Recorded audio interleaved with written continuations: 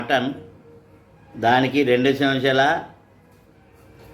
అల్లం వెల్లిపాయ, 1 చెంచాడు పసుపు, 1 చెంచాడు ఇంగు, 1 చెంచాడు పచ్చి ధనియాల పొడి, తగినంత దొడ్డుప్పు, 3 చెంచాల కారపొడి.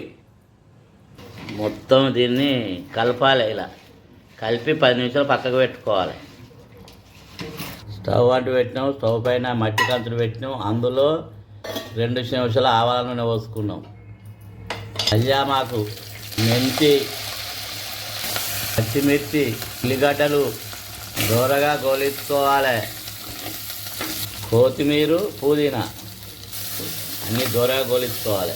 ముందుగానే అన్నీ కలిపి రెడీ పెట్టుకున్న మటన్ ఇందులో వేసుకోవాలి. 5 నిమిషాలు ఉమ్మగిలాలి. 2 చెంచాల నీళ్ళు పోసుకోవాలి. ఇలా కలిపి దీన్ని 30 నిమిషాలు ఉడికించుకోవాలి. కూర ఉడుకుతున్నది, మటన్ రెడీ అయింది. ఇలా మధ్య మధ్యన కలుపుకోవాలి. ఇలా కలుపుకోవాలి. గరం మసాలా వేసుకోవాలి. స్టవ్ ఆఫ్ చేయాలి, దించుకోవాలి. ఇప్పుడు 4 కూర రెడీ అయింది, గుమగుమలాడుతుంది. వేడివేడి అన్నంలో తింటే చాలా రుచిగా ఉంటుంది.